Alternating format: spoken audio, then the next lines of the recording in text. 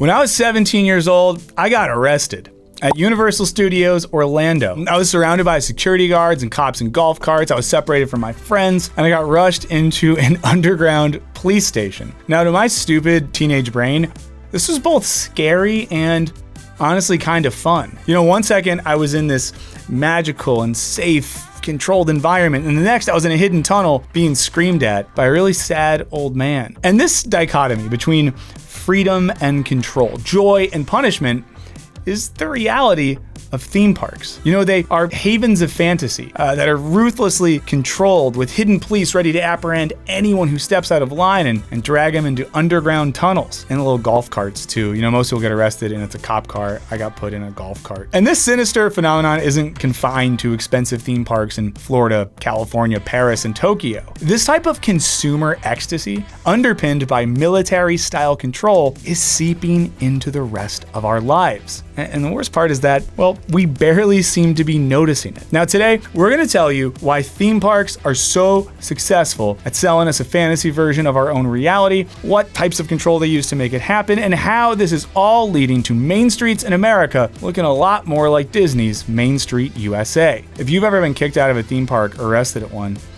let me know in the comments. Let's compare notes. Before we keep going, I want to tell you about today's sponsor, Storyblocks. Now, Storyblocks is the complete stock solution that provides unlimited downloads of diverse and high-quality media for one predictable subscription cost. So you can say goodbye to expensive pay-per-clip pricing. It's such an amazing thing to have as a video creator because Storyblocks' curated library has everything you need. You got over 1 million 4K HD clips. You got templates, music, sound effects, images, and more. They're also regularly updating their content library to keep things high quality and also ensure representation while fairly compensating all contributors. We love that part. And many other stock providers make licensing expensive and complicated, which is why Storyblocks created 2 clear-cut licenses with comprehensive coverage so you can just get back the time you'd spend wading through legal jargon and create with confidence. We also just love Storyblocks here at Wisecrack because at one point we were trying to just use free stock footage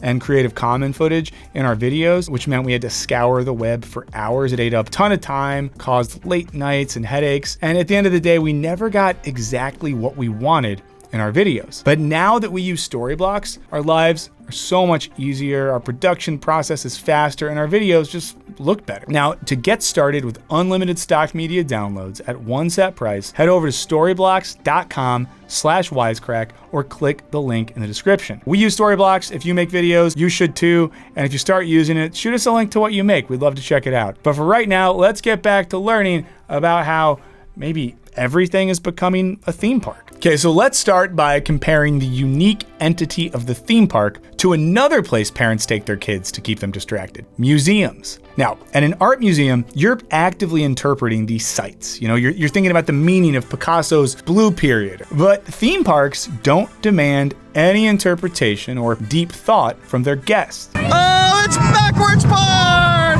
Whee! And that's because they rely on carrier symbols, which reduce both the time and strain of interpreted processing, according to scholars Margaret J. King and J.G. O'Boyle. Practically speaking, we don't need to stop and interpret the subtle meaning of Main Street USA. And for the meaning of these spaces to be immediately obvious, they must be easily recognizable. I beg of you to turn around and experience with me the greatest moment of my life. You're the one I adore. Your rebel boyfriend's a dapper Dan. Which is why theme parks are located in what scholar Hans Robert Haus refers to as our horizon of expectations. This means theme parks make use of and perpetuate existing stereotypes already ingrained in our collective consciousness. Which is why Disney's Main Street USA includes an old-timey candy shop, a Hatter, and horse and buggy transportation. Or why Epcot's World Showcase thinks that the best way to represent the UK is a pub. British friends, let us know if that's wrong. By situating us within places, historical periods, or imagined worlds, theme parks allow us to transgress normal rules of space-time while keeping our surroundings familiar. Scott Olson calls this artificial deja vu, which renders themed spaces both strange and familiar. But while familiar, these spaces are more symbolic landscapes than honest depictions of the American frontier or the seas of Norway. They embody the concept of simulacra, which describes something that replaces reality or something real with a symbolic representation. And in the case of Disney, we have something that's pure simulacrum, bearing no relationship to any reality. Okay, think about it this way, right? Disney's parks are largely based on films, which themselves offer fictional representations of reality, so we end up with something like a copy of a copy of a copy. And for philosopher Jean Baudrillard, things get tricky when we confuse the simulacra with reality itself. Now, this happens when we mistake the signs of the real for the real, which creates what he calls hyperreality, which is a real without origin or reality. And it's not surprising that Baudrillard used Disney as an example of this phenomenon, a place where we might meet the real Mickey, who is of course a representation of an animated simulation of a mouse. Places like Disney might even represent physical spaces founded on our collective memory of things that never really existed in the first place. For example, Main Street USA is a sanitized version of an historical small town environment that never really existed. You know, it's lacking muddy roads or trash in the streets and telephone poles strewn with newspapers, smelly outhouses, and any other undesirable characteristic. It's an imagined memory masquerading as reality. You know, you also get a taste of the old American West at Knott's Berry Farm's Ghost Town, which allows us to live out fantasies of the frontier gunfights between cowboys who never bleed and never die. And after this consequence-free violence, you can go try your hand at panning for gold without worrying about catching cholera. Now, hyperreality at theme parks often means an uncompromising embrace of an idealized past. You get Main Street without segregated lunch counters, riverboats without slavery, Western expansion without native genocide, even British pubs without drunk guys trying to headbutt. As Michael Kamen argues, nostalgia, with its wistful memories, is essentially history without guilt. In his analysis of Disneyland, Umberto Eco writes that the theme park not only produces illusion, but in confessing it, stimulates the desire for it. We not only enjoy a perfect imitation, we also enjoy the conviction that imitation has reached its apex, and afterwards reality will always be inferior to it. The theme park reorients our desires so that we no longer want reality, but hyper-reality. Whether consciously or unconsciously, we want to recreate the world in the theme park's image. Unrelated, but hey, shout out to all my Disney adults out there. I see you.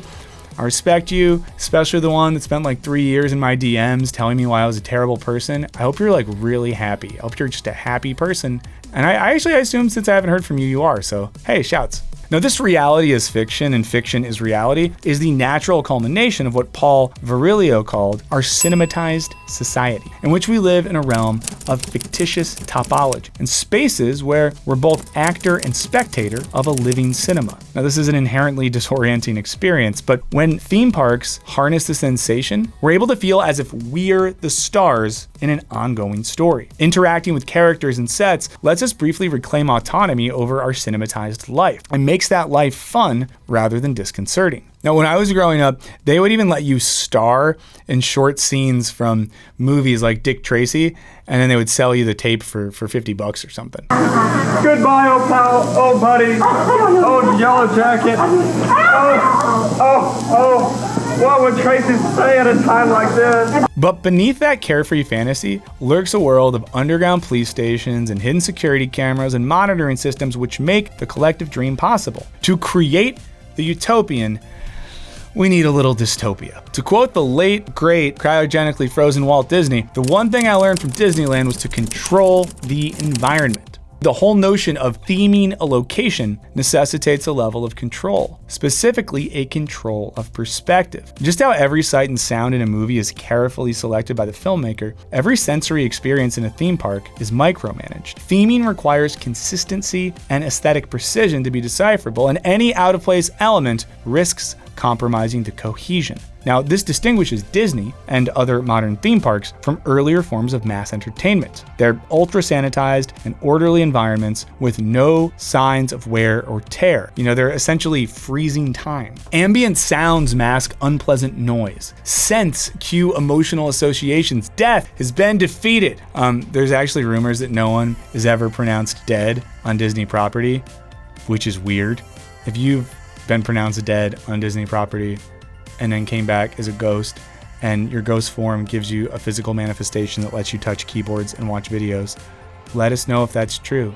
Total control means carefully micromanaging the workforce's appearance and behavior to deliver consistent customer experience. This urge to control workers was what initially led Disney to start using automatons for many of the park's performances rather than actors who couldn't be certain to deliver precisely the same experience every time. But imagine a Pirates of the Caribbean ride where it's just a bunch of drunk dudes in makeup singing. That'd be really fun. It's also absolutely crucial that parkgoers never see a Frontierland ride operator walking through Tomorrowland, or God help us, catch two Mickeys at the same time. Park workers are required to maintain that there is only one Mickey Mouse. To this end, employees scuttle through vast networks of underground tunnels to get from place to place. But guests at these parks are equally under intense control, whether or not they realize it. As architectural critic Miradrag Mitrosinovich puts it, theming is de facto a deliberate attempt at designing an environment configured to produce specific behavioral outcomes in visitors. The park's layout is designed to limit the number of directions a visitor can be channeled, and the paths are laden with what Walt inexplicably called weenies, enticing allures designed to pull you in specific directions. Yeah, he said there was just the weenies. He wanted you to move towards the weenies. So you got to follow the weenies, the enticing weenies, the alluring, enticing weenies, pulling you in a specific direction. Disney sounds like a normal guy, because that's something a normal guy would do.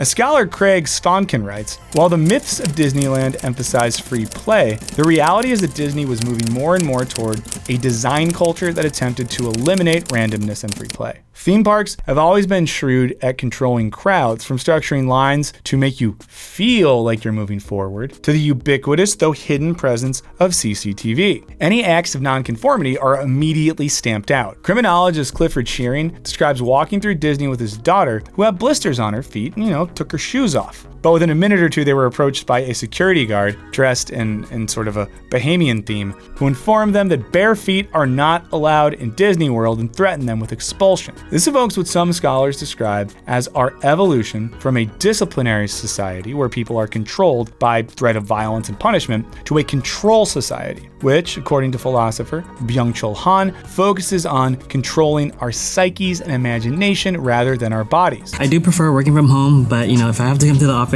I might as well enjoy it. So massage is a good way to do that. Oh, and just a quick note, if you guys are interested in the work of philosopher Byung-Chul Han, I'm currently doing a reading group on his book Psychopolitics over on our Patreon for the Wisecrack University members. I just made the first video yesterday. So if you're interested, head over to Patreon and check that out. Now, a control society is permissive rather than inhibitive. We are constantly exhorted to be ourselves. This subtler sort of control goes hand in hand with surveillance and corporate power. Like how Disney's magic bands, which offer you entry and replace real currency, also clock every action you take during your tenure at Disney World and then use that data to better target you with marketing. Indeed, Disney has tons of patented surveillance technologies, some of which it's licensed to governments and corporations. Now, participatory mass entertainment has long been conceived of as a way to control the unruly masses.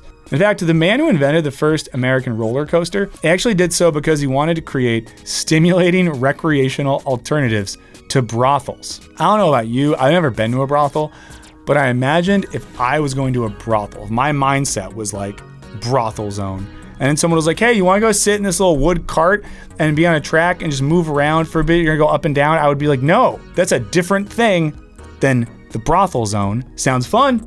Maybe I'll go afterwards, but come on. And to some extent, we realize we're in an artificial and controlled environment. Our willingness to ride roller coasters is indicative of just that, the knowledge that we are safe enough to enjoy riskless risk. As Walter Benjamin's friend Siegfried Krakauer observed of roller coasters way back in 1928, it almost seems as if everybody is screaming because they imagine themselves safe at last.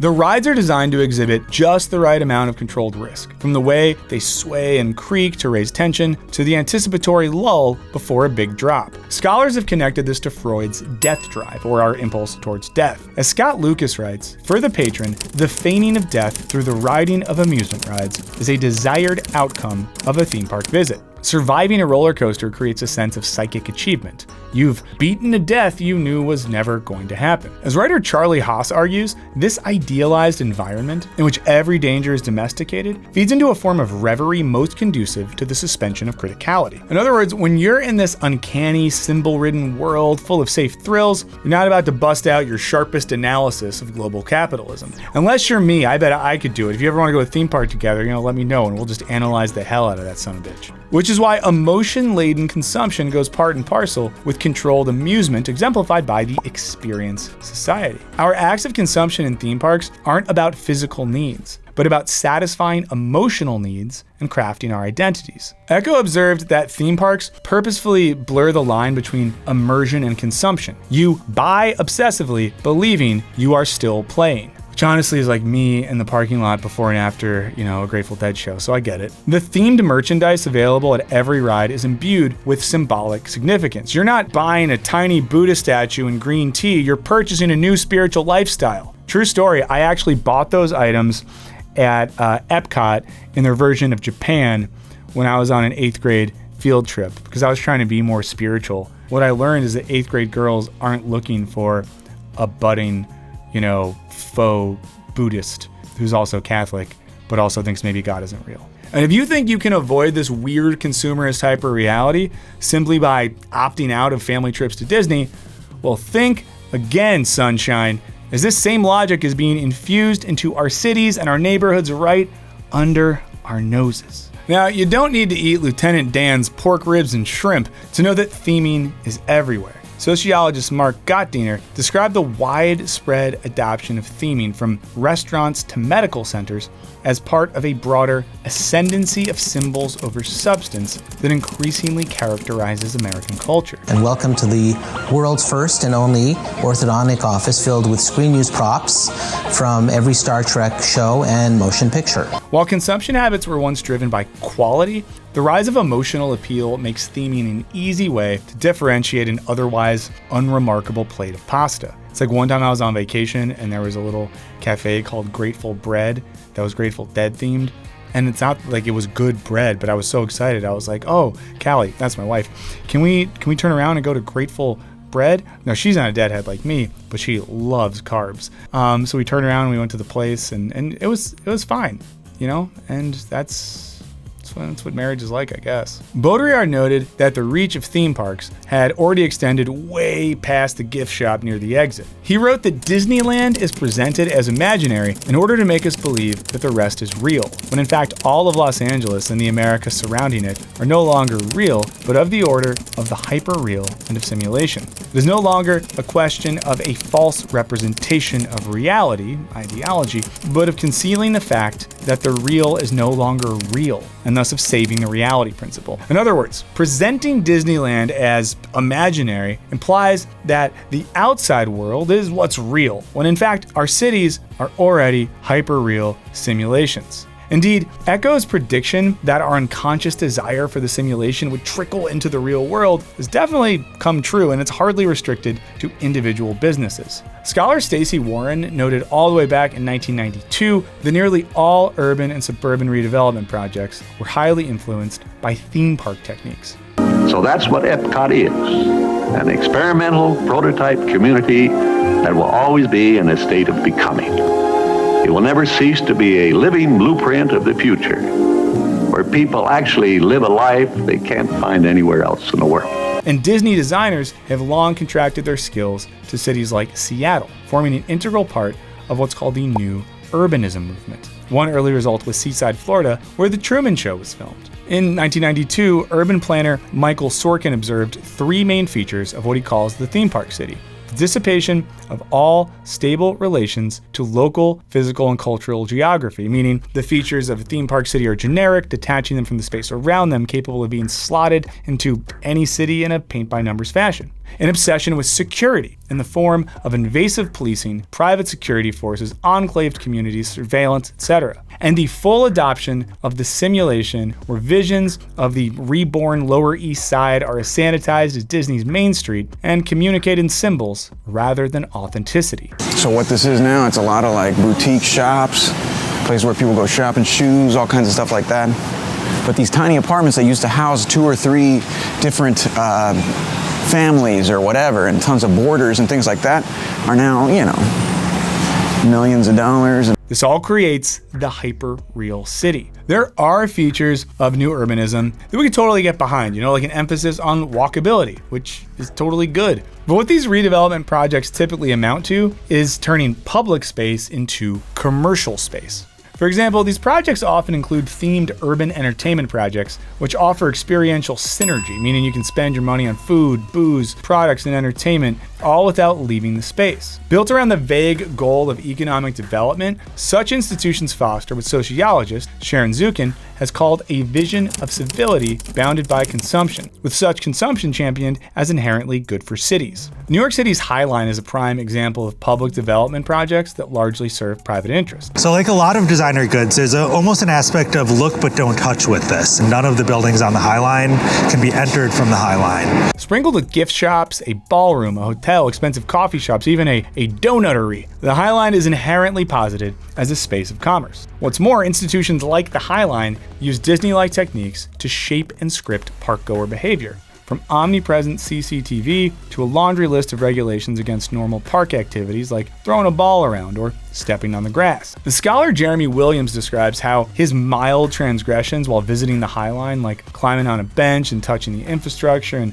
and photographing the extensive security forces, were met with suspicion and even anger. This social control breeds a conformity that Williams argues is a form of infantilization of parkgoers, which renders public space stale and exclusionary. As always, we put up with, social control in exchange for the spectacle. The whimsical sculptures that offer limitless opportunities for selfies or the view of the glass-walled luxury condominiums. Back in the 90s, urban planning critics feared that theme parks were inspiring a new generation of shopping malls that would overtake cities and suburbs alike. But instead, the mall has been increasingly replaced by something more insidious: the lifestyle center. These are open-air projects that mix residential and office spaces with dining and entertainment. Urban planning scholar Mark Galema argues that lifestyle centers are the perfect example of simulacra, calling them make-believe main streets, because they imitate an authentic main street that never actually existed. They lack public access or institutional buildings and are developed in one go rather than sprouting up organically over decades. According to scholar Richard Kirk, these spaces foster pseudo-communities, a simulacra centered around opportunities for consumption as well as privatized housing,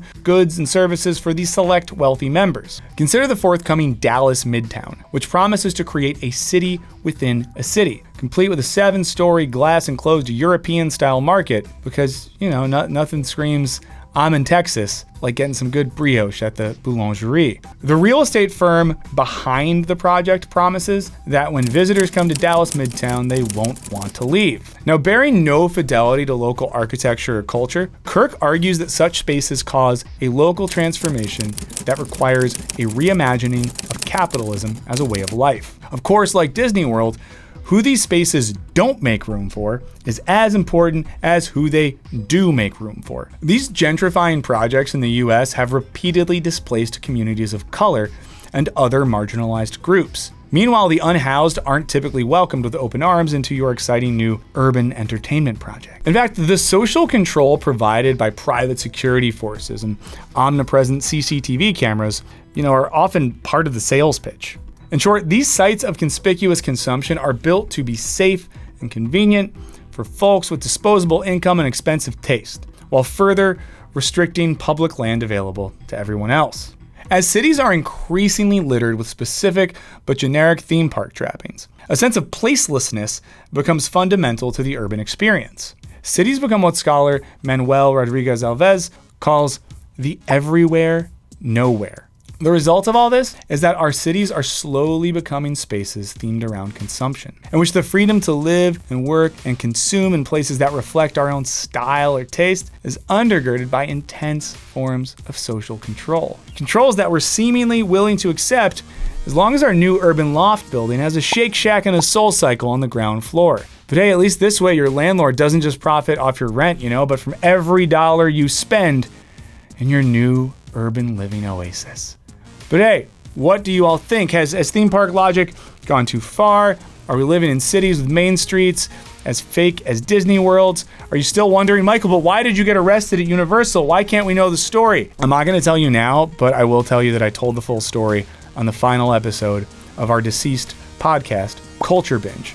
But in the meantime, thanks to all of you for hanging out and watching this one. Please do hit up the comments and let us know what you think. As I mentioned before, we do have a Patreon community. It's a great way to support the channel. I just started a philosophy reading group at our Wisecrack University level that you can check out. But even if you don't have the bones for that, we appreciate you hanging out and know that it helps us a lot when you like the videos and subscribe to the channel and ring the bell, all that sort of stuff.